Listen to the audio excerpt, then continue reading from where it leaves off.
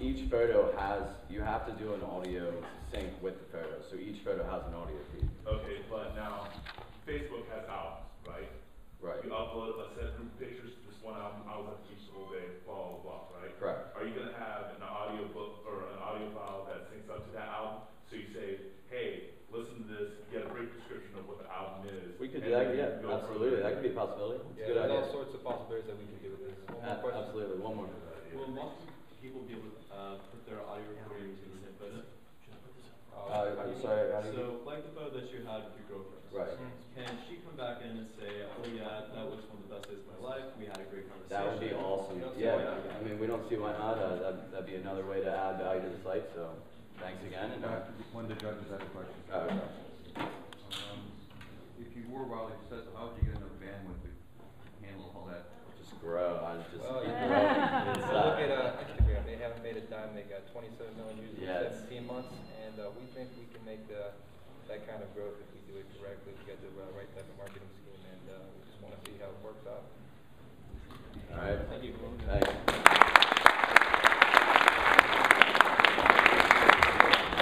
Can I have StuffNet down here to the right, please? StuffNet.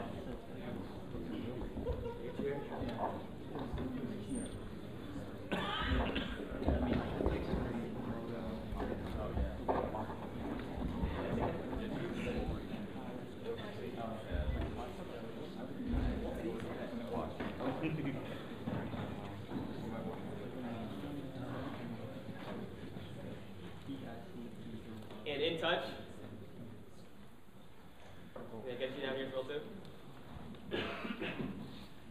Sorry, standing offer, standing offer.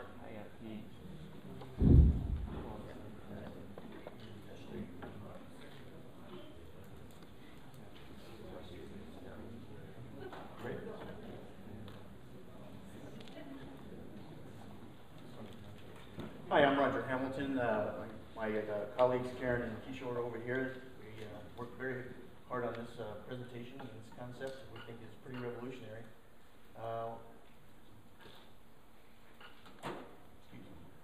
The problem, I just lost it.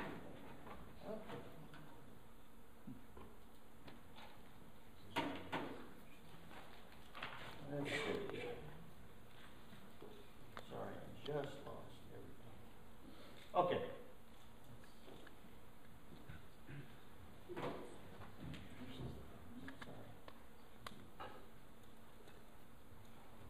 Okay.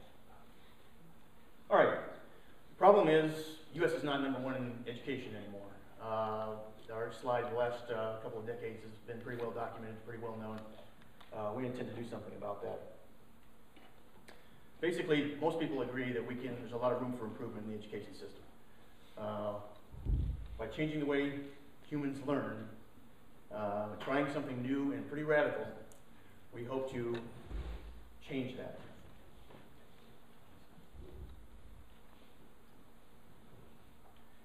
Oh, man, come on. Just lost everything.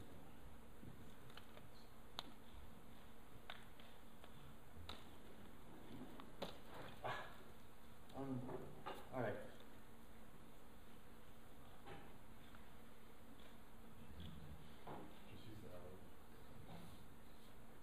Okay.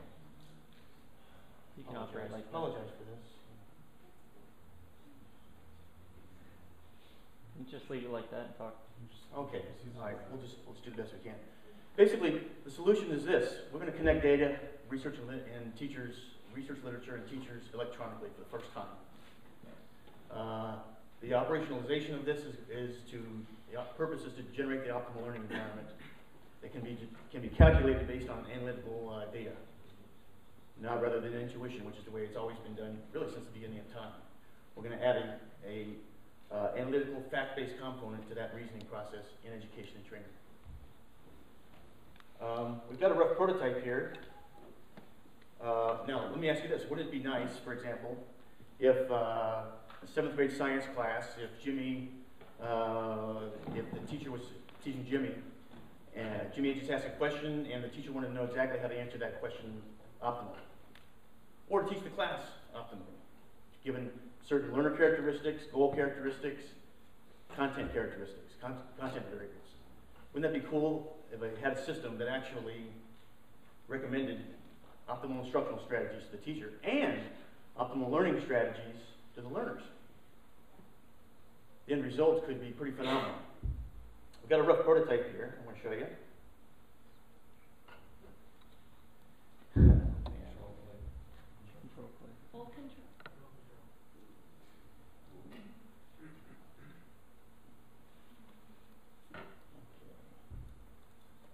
Mouse guide,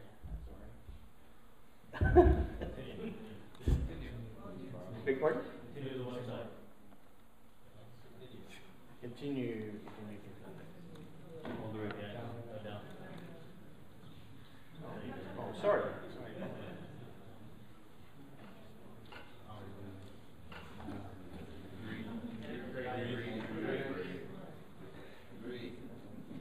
You want me to read this? All right. Now this looks pretty complex. This is pretty rough. This is a really rough prototype, but it's functional. The idea here is what we're going to do is the idea is we're going to look at learner characteristics, learner variables, content variables across the top, and goal variables. And then what's in green at the bottom here is it's going to calculate the optimal instructional strategies for this situation and optimal learning strategies for the learner.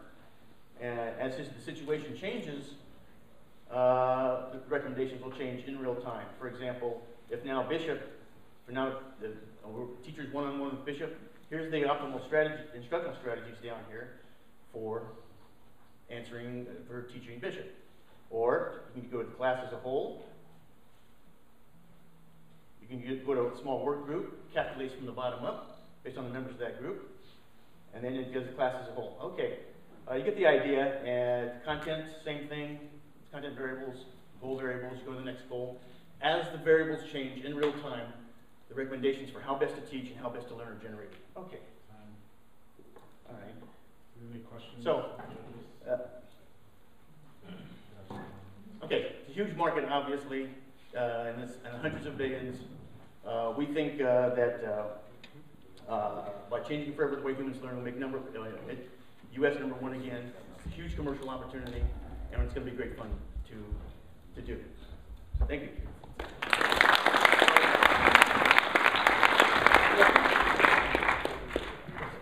Who's going to pay you? Who gives you money?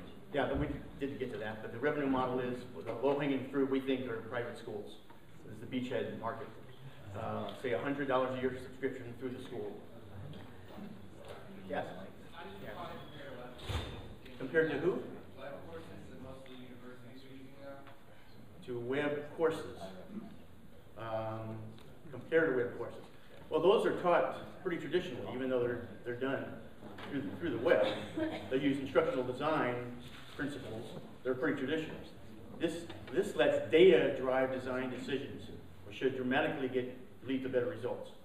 Higher test scores, motivation, greater accountability, those kinds of things. Yeah. That's it. That's it. Oh, it's on the last Love to talk to you some more.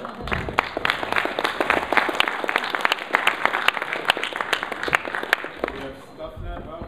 Can we get ending offer? Stating. So, E-Touch.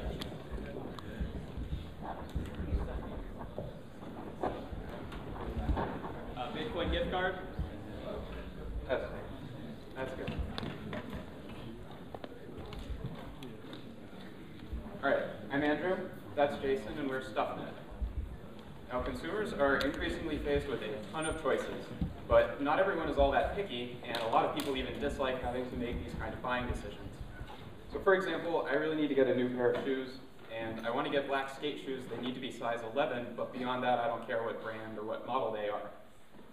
At the same time, there are a number of businesses, especially people selling things on Etsy or some of the smaller eBay sellers, for whom even a single month of no sales, less demand could mean having to shut down the business, especially if they can't buy new inventory for the next month. So our solution to this is to turn the traditional online sales model on its head.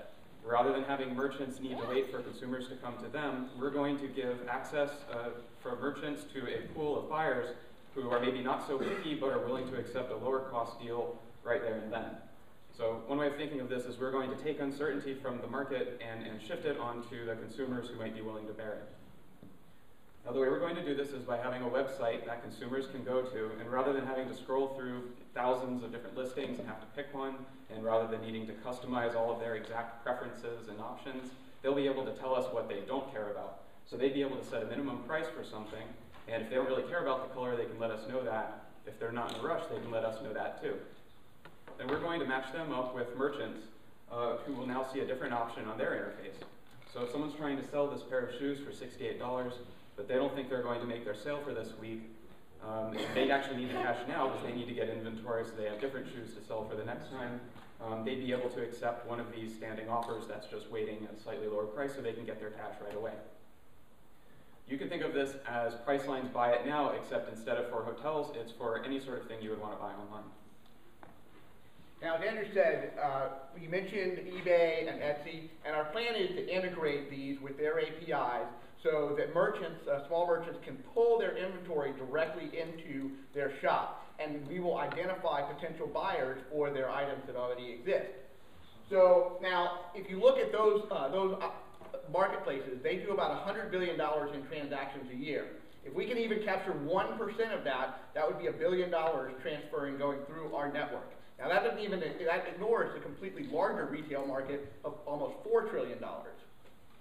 Now our plan is to have a subscription-based service for retailers so that they can see, they get the option to see who the potential buyers are, and also we'll charge a 2 or 3% per transaction, per completed transaction. Similar to what eBay does, we figured that's about the price point that retailers will accept. Now, that gives us about we're looking at a several $1 million potential market, again, based on the $1 billion of potential transactions. So, who are our target market? Again, these are people who want discounts, who are very price sensitive, but don't really care about the options. So how do we get them? We come up with a couple of ways. One, we could advertise in like discount shoppers and coupon magazines, putting coupons that said, hey, we want brown shoes. Another way is through Google Ads that said, you know, if you're searching for brown shoes. And finally, of course, we'll integrate with social media to allow people to say, hey, I just saved a whole bunch of money by going to StuffNet. Now, of course, our competition is exactly those stores that I said, Amazon, eBay, etc. So they could, of course, crush us. Our strategy is to grow to a point where it's easier for them to acquire us and buy us out because we have a huge database of customers with their preferences already installed. And finally, I am Jason, this is Andrew, and we are StuffNet. Thank you.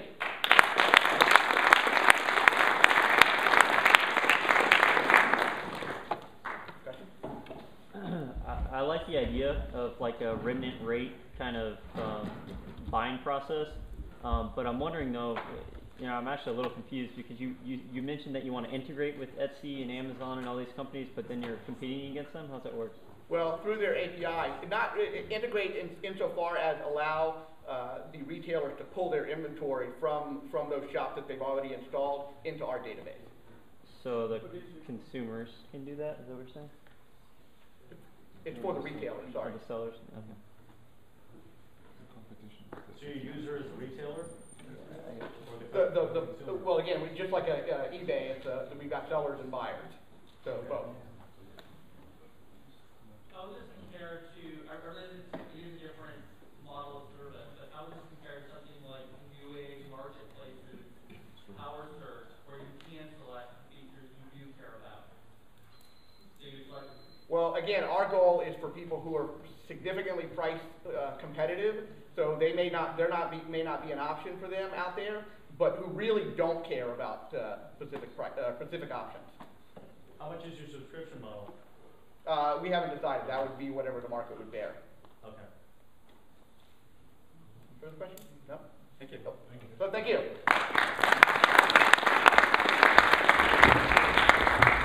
We have standing offer up. Can we get in touch on that?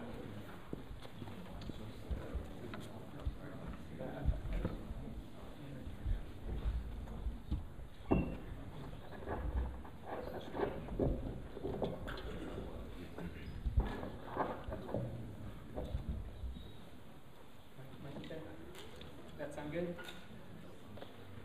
Hi, my name's T. And I'm Adam. And we're Standing Offer. Now, how many of you had to plan an event with 5 friends? I mean, how difficult is it to match your schedule with theirs? You have to go through a world of frustration in order to pick a day to go out to the beach. Now, what if we could offer a solution for that? Within 48 hours, we've built a working Rails app. Let us show you. So we began this weekend prototyping on paper how this might look, and we needed to see it in action. So we created a sample web app that ties in with Facebook to implement this. The idea is, I want to go rock climbing. I want to find some friends to go with. I sign in with Facebook, and I can create a standing offer to my friends. In this case, let's say, rock climbing, yeah. And let's say rope rentals are $20. And this is at University of Central Florida. I list out what dates I'm available, what times, and I can pick multiple dates if there are multiple dates I'm available. For instance, I'm available Wednesday and Thursday of next week.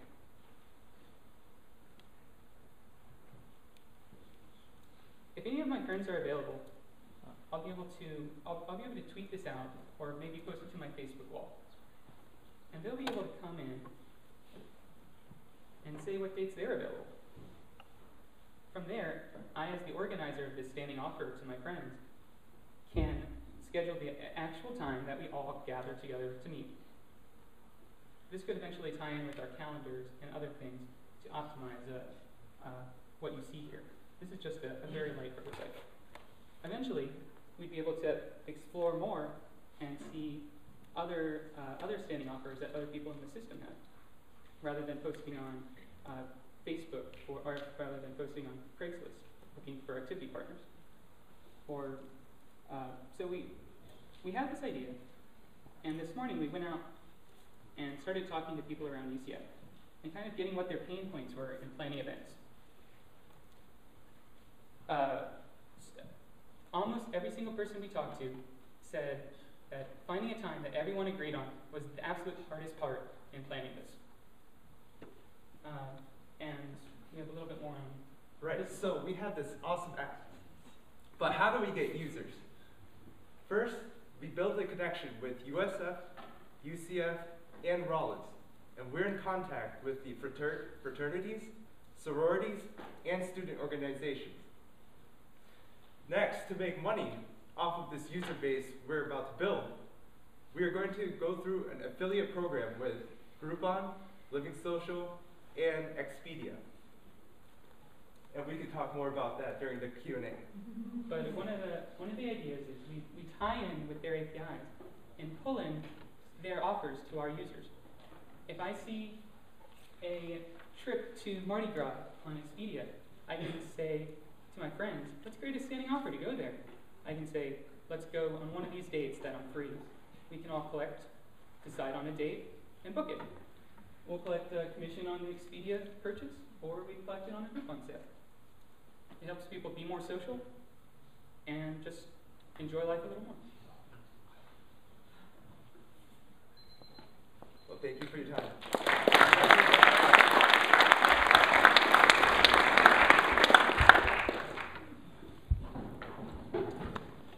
Yeah, I love the idea. One thing I was thinking though, because in the business world, I mean, we plan a lot of meetings and stuff, and even coordinating with our team, we use Google Calendar. So I'm wondering if you can build off the Google Calendar platform and use Facebook and Twitter as kind of your awareness platform, because Facebook doesn't have a calendar. So, you know, it's something to maybe just add to the database there or whatever. Right, we were looking into Google integration, just iCal format in general to integrate what your calendar is, and maybe importing those with your friends. And to be clear, so you actually, in the weekend, built a light prototype that actually functions? Yeah, we built the sample Rails app this weekend since Friday night.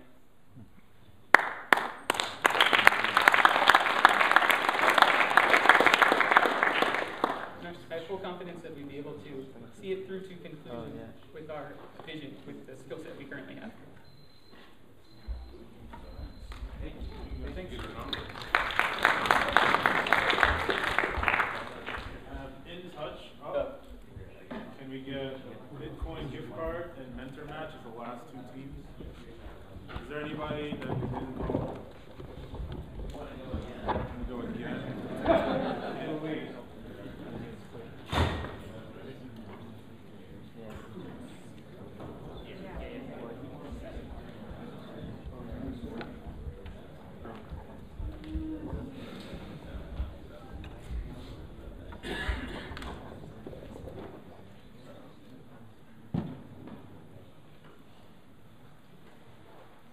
Good evening.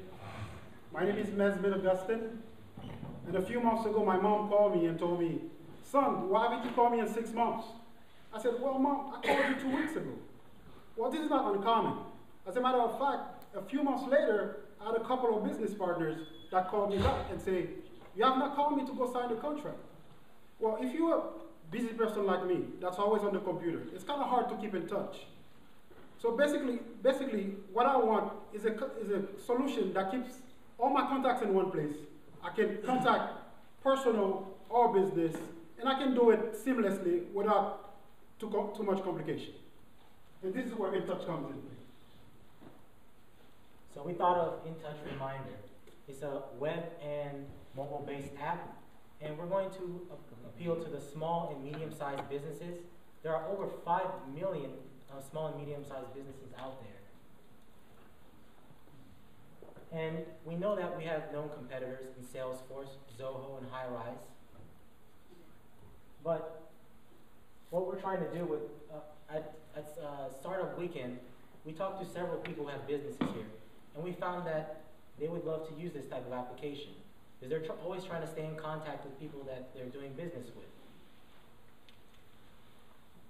Now, while the competition does offer customer contact management systems, what we're trying to do is try to make that less static and more dynamic.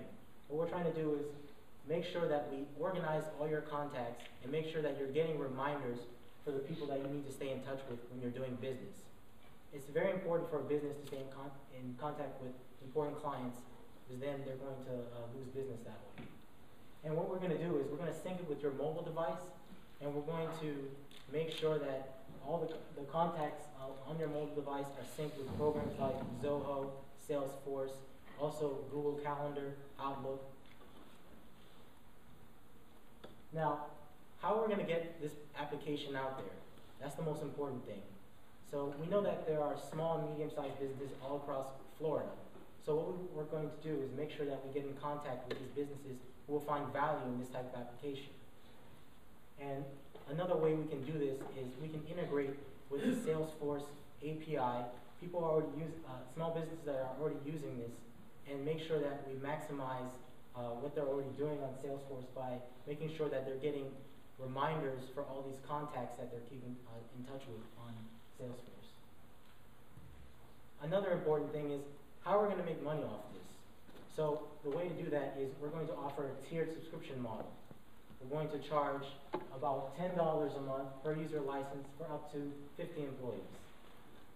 And we'll also have a free mobile app for users who want to use this as well.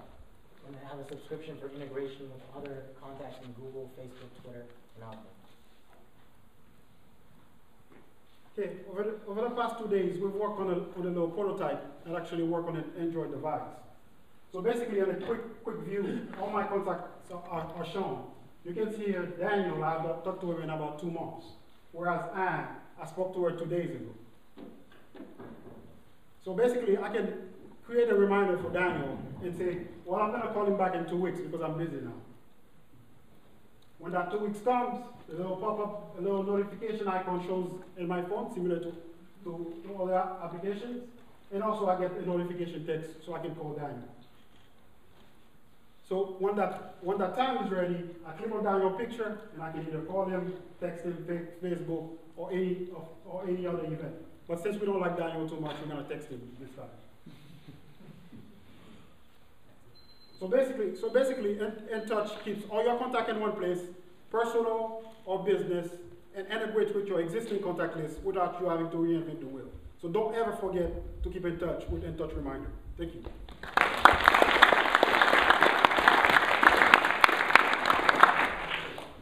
Questions? Yeah. Okay, so this is an interesting elephant in the room because I've talked to somebody who's currently in the process of doing this exact product. It's called Hashables, and he's about $17 million venture back and rolling out that application in probably the next month or so. So I just want you to be aware of that as part of the startup experience. Are they doing integration? Because that's What you're doing, taking a few steps further. So I just wanted you just to let you know what you can, I think that's important. But I do believe that what you're doing is the elephant in the room, managing contacts, allowing people to easily find their contacts and give reminders and things like that. So, What was the name of that? Hashables. Is there a question? Give it again. In Touch Reminder.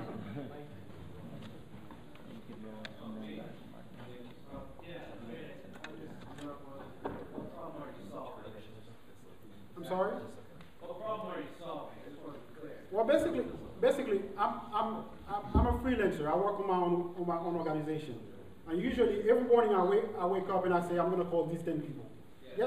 Guess what? I get so busy during the day, I forget to call them, and the next day I got a list. Next day I got a list. So sometimes some important contacts fall through the crack. So basically, even if I'm on the road, I don't have to use Outlook. I don't have to use Google Contact. Even if I'm on the road somewhere, cross-platform, web, mobile, my contacts are there from all sources. I can call contact anytime. Thank you very much. Thank you. Thank you. Bitcoin gift card is up, and the last team is mentor match.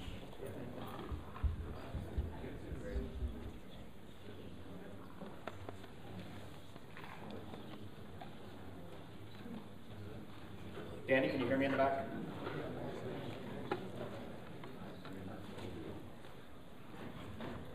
Question for you guys. How would you send this to someone in another country? Envelope. Good. The competition is the status quo. These are some very large and very profitable companies. But compared to us, they are very slow. And so to represent them here today, we have Bob the banker. And we are going to tape this $20 to Bob, and we're going to send Bob on his way to Tampa. So you guys in the center aisle, help Bob get on his way to Tampa if he comes by you. Go, Bob. Go! Go, banker, go. No. So there's Bob. So our team member Steve has a very common business problem. He needs to collect money from a customer in South America. He needs to wait for that money to clear. Then he has to pay his manufacturer in India. This is not available with PayPal. And using bank wires over these multiple hops, with the delays, with the weekends, with the holidays here, the holidays there, typically takes about 8 days. We can do this in 10 minutes. 8 days to 10 minutes. How is that even possible? Well, there's a new enabling technology, and here's some examples. In the 80s, email enabled businesses to be much more efficient with their written communication. In the next decade, the World Wide Web made publishing and distribution much more efficient. In the last 10 years, voice over IP made telecommunications, video chat, much more efficient for businesses. This decade, the step in the evolution is money over IP, and that is called Bitcoin. With Bitcoin, a business can accept a payment from anywhere on the planet instantly with no risk of fraud. And after about 10 minutes, you can send that money to someone else. You can do it anytime, day or night, even on a Sunday. We did this weekend. We took Steve's contact in India, and we sent him money live over the internet over Skype. Here's the video. We are live on Skype with Sanjay in India. Say hi, Sanjay. Hi, guys. Okay, Sanjay, we're going to send you some money right now. Are you ready? Yes, I am ready. I need to give you the address of the Bitcoin network. sending the money now. Money sent.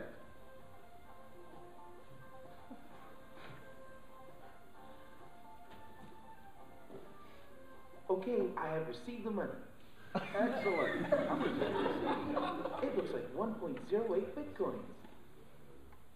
Can you see my screen? Yes, I can see your screen. That took about 10 seconds to get from Orlando to India. Thank you, Sanjay. Goodbye. Great, thank you. All right, give a hand for Sanjay.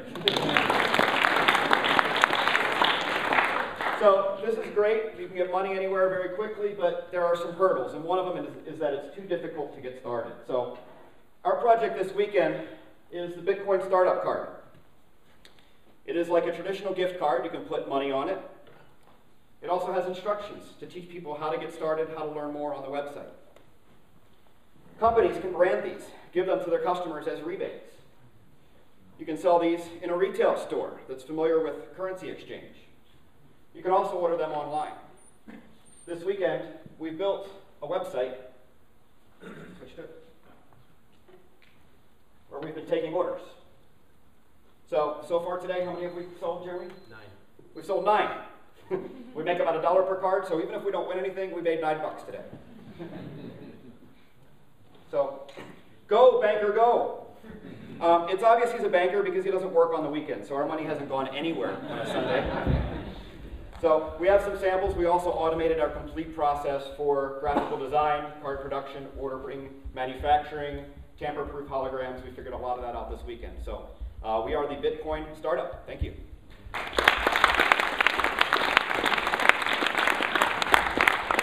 Yes, question?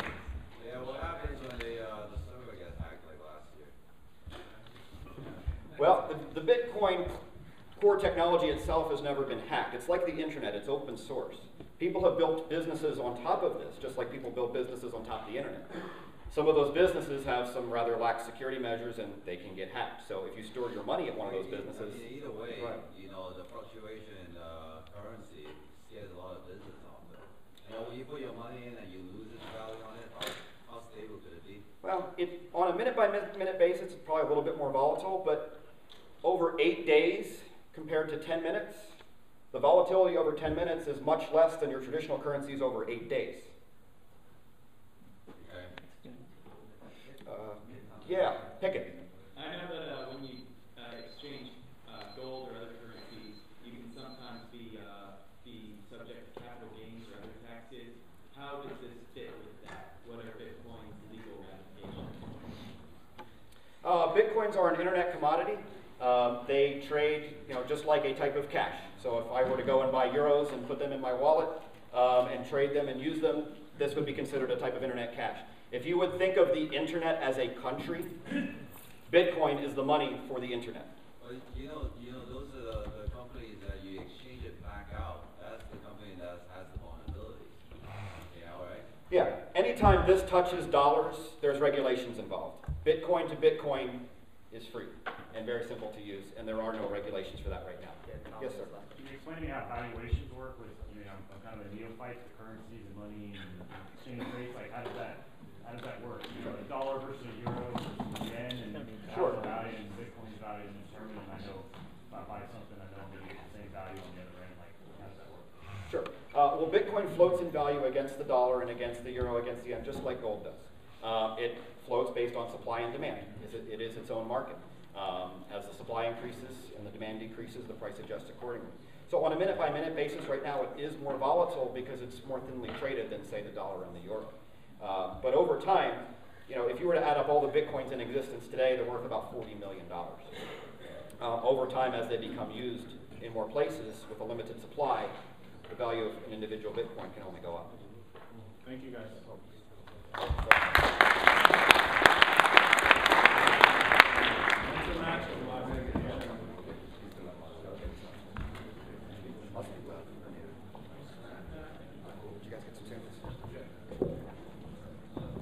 I'm walking around.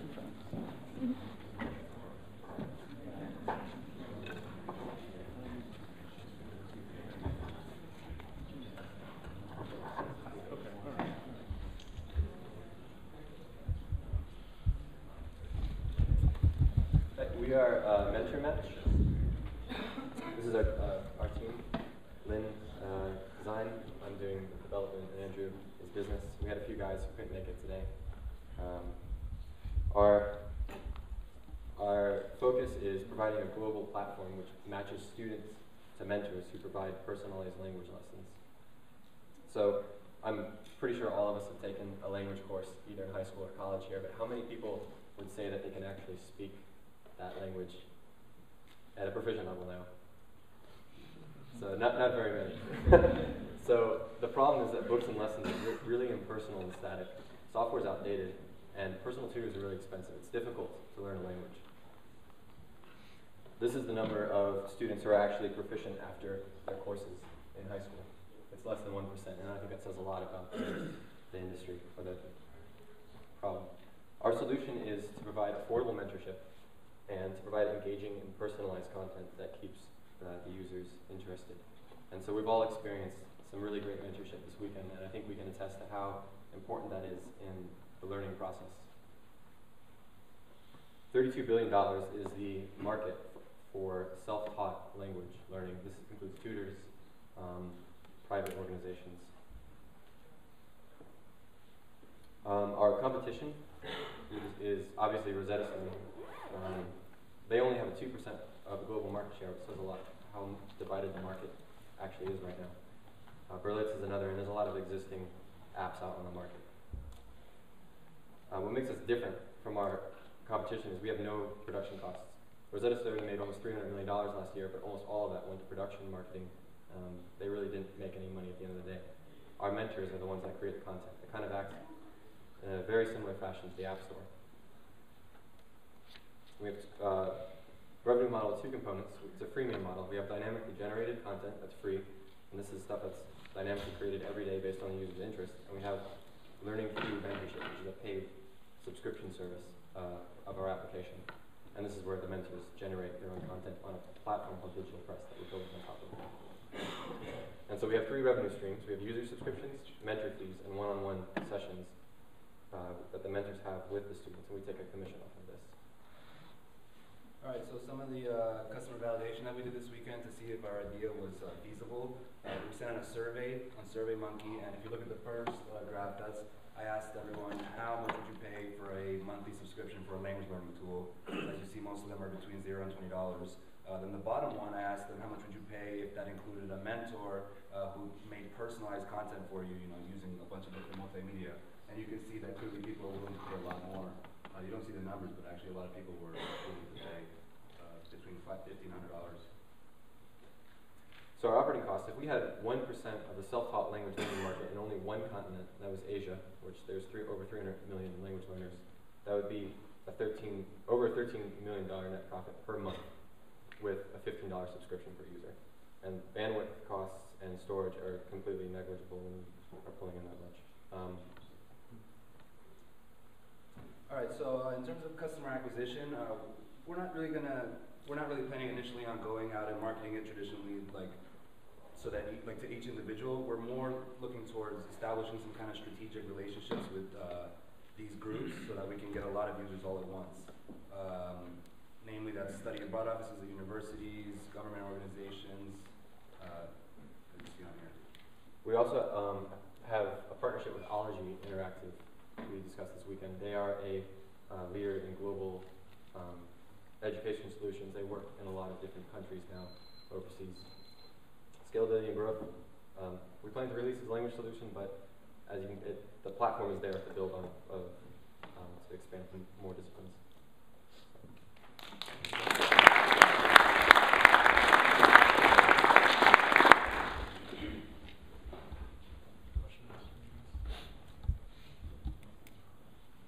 Any questions?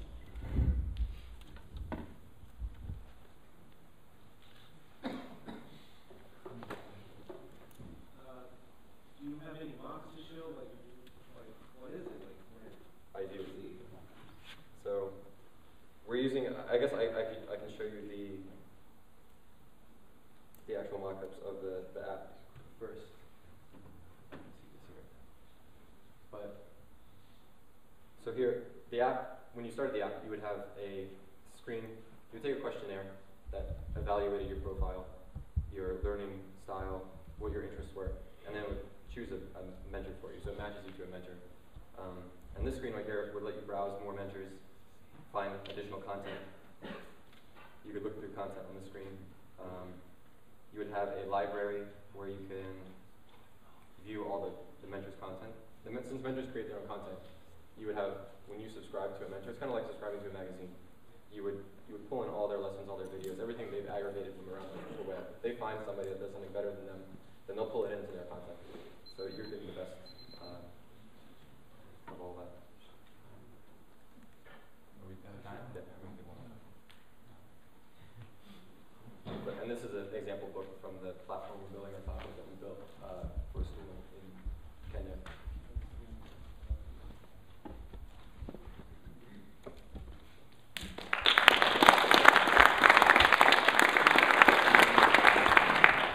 That's it for our presentations. Just give yourselves a round of applause.